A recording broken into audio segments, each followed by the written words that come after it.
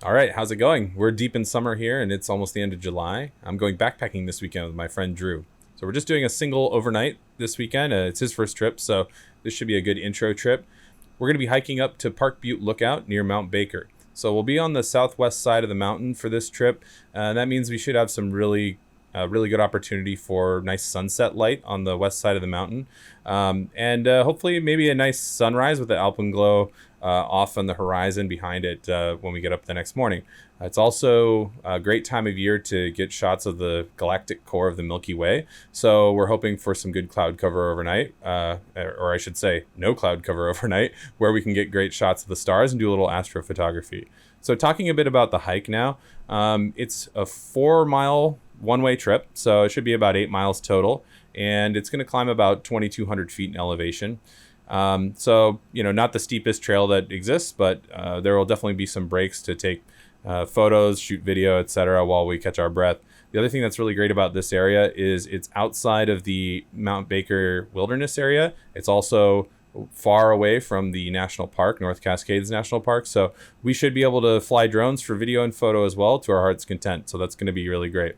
The little branch here on railroad grade that I included in our route for this weekend is so we can look for a campsite. So there's no campsites along Park Butte Lookout Trail, but there are plenty of campsites on these kind of branches that branch off of it. So railroad grade is the first one we'll check. There's also Bell Pass Trail, and there's a couple of others that branch off here as well. That would be some other backup options that we'll take a look at. That's pretty much it for the weekend. Let's take a look at the forecast. I mentioned the weather's going to be partly cloudy, so we don't really know how good of a chance we're going to have at getting shots of the stars overnight. It could be kind of hit or miss. You never know when you're in the mountains which part of partly cloudy you're going to get. The other thing that's worth noting is the temperatures, highs in the mid 60s during the day and lows in the 30s overnight. So that means that I've packed extra layers. I've got wool based layers. I'll have my jacket, hat, gloves, things like that for when it's nighttime, as well as when we get up before sunrise to go up and hopefully get some good footage up there. So that's going to be a very cold wake up in the morning. But that is the way it is in the Alpine in Washington, even in the summer. The other thing I took a look at here was the cloud cover for the weekend. So looking at Saturday night here is really what I was interested in, where that's going to be the only night where we're going to actually be taking photos of the stars if we can do it. And kind of hard to say, it looks like there actually might be a band of clear sky over Mt Baker and, a little bit of cloud cover to the west and to the east. So hopefully that pans out because that would be really great around 10 p.m. here where we have nice dark skies, we have clear skies, and then, we could film for an hour or two and then just go to bed and get up at some ungodly hour to go hike up to the lookout the next morning. So that's pretty much it in summary for the weekend. It's going to be a really great trip, I think. I really, fingers crossed, you never know what kind of conditions you're going to get, but really looking forward to being out in this area, getting out and doing some backpacking finally this season. I also have a ton of other trips coming up in August, so it's going to just be back-to-back activities for the next few weeks. So it'll probably be fall by the time I get a chance to put this video out, but we'll see. All right, I'm getting really excited for tomorrow, so I'm going to finish packing, and then I'll see you in the morning.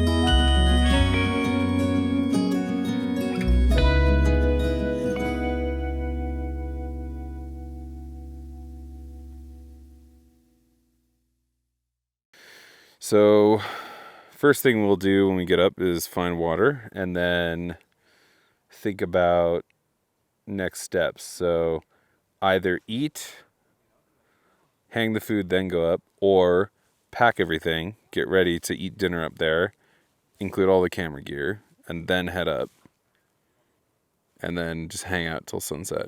Up there. Yeah, up there. So getting up there, it's 3 o'clock now. So if we get up there around 5, then we hang out there for 2 hours, or we get up there around 6. Still 2 hours. Should we get there around 7? I'd almost want to get there around 7. Okay. But because I think if we get there at 6, we're going to hang out there for 3 hours. To be honest. Which, I mean, is fine. But so 6, that will give us 3 hours from now. So we have time to go find water. We don't have to hang the food bag. We can just think about hanging the food bag, like where will we put it? And then hang out here to see if the mountain reveals a little bit more. And, just enjoy the campsite a bit. Sounds good. Cool. What'd you think about the hike up? I didn't think it was bad at all. It was pretty nice. Took it slow. The rocky part kind of sucked. That rocky part I was so glad when that was over. Yeah. No matter it's just like the poles weren't helping because they just fall in a hole and then get bent or whatever. Whoa. Was that a bird? Hummingbird. Yeah, no, I was so glad when we got back on like terra firma for the hiking path where it was just dirt. Because it was pretty straightforward. I mean, there were some big steps on that hike where you had to like step up, but other than that, it was pretty good. All right. Should we go do it then? Yep. And then, man, these peaks over here are still looking good. Well, there's still the light over there. Yep. I don't want to burn any more battery on that, though. Nah. I mean, I got plenty of battery. I guess I could play around with it, but I got what I wanted, I guess. Well, you know what? I've got to recharge. I can recharge, and it only needs to go for tonight, so fuck it. I'll shoot a time lapse of the peaks over there and see how it looks. And maybe the mountain will come out by sunset, because, God, can you just imagine all this with that sunset light on it? Oh, my gosh, yeah. This is all just, like, west-facing, so it's just going to glow orange. We could just sit here, literally, and just... We're not going to because we'll be at the lookout, but even still, this would be incredible down here. Mm-hmm. Cool. Yep. All right, we got a plan.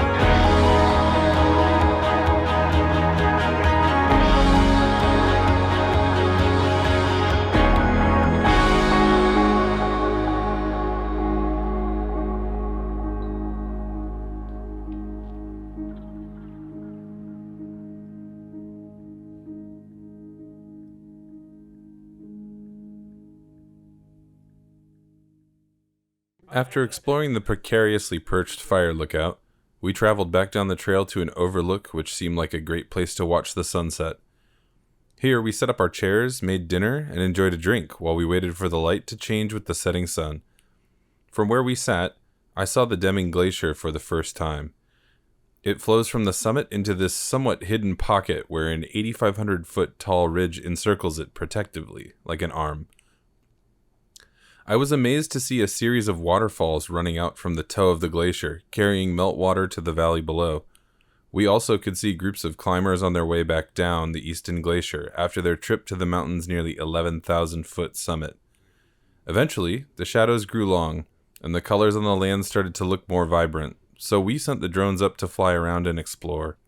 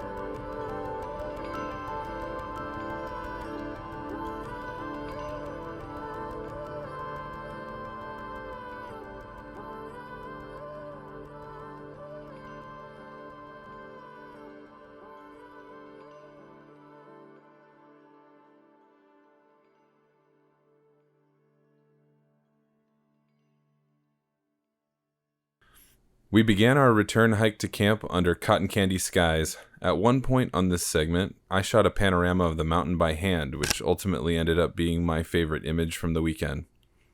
I was sorely tempted to launch my drone again, as the colors in the sky continued to get better, but I only had one battery left and I wanted to save some flight time for sunrise the next day.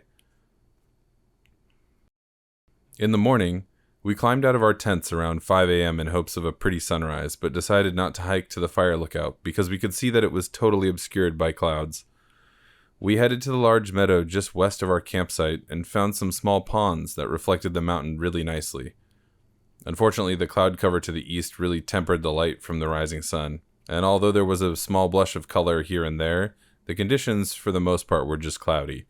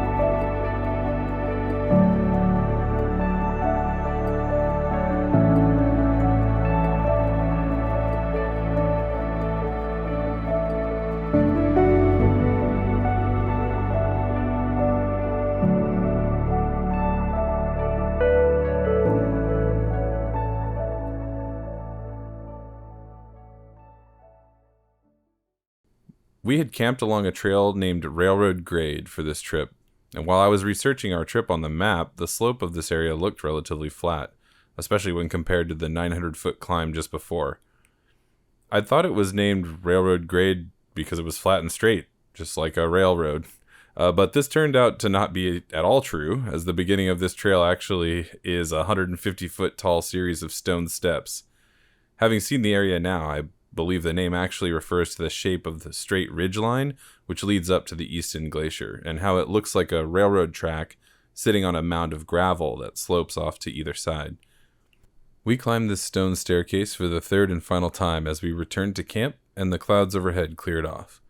With blue skies above, we decided to wait to pack up our tents because they were still covered in dew and we were hoping the sun would dry them out as it rose. But it wasn't high enough in the sky yet to shine into our campsite. As the weather often does in the mountains, though, it changed rapidly and thick clouds rolled in to give us overcast hiking conditions like the day before. We decided then to pack up the wet tents and deal with drying them out at home, as it would likely be later in the afternoon before the clouds finally cleared again. With that done, we said goodbye to our little campsite and descended the long stone staircase for the last time that weekend.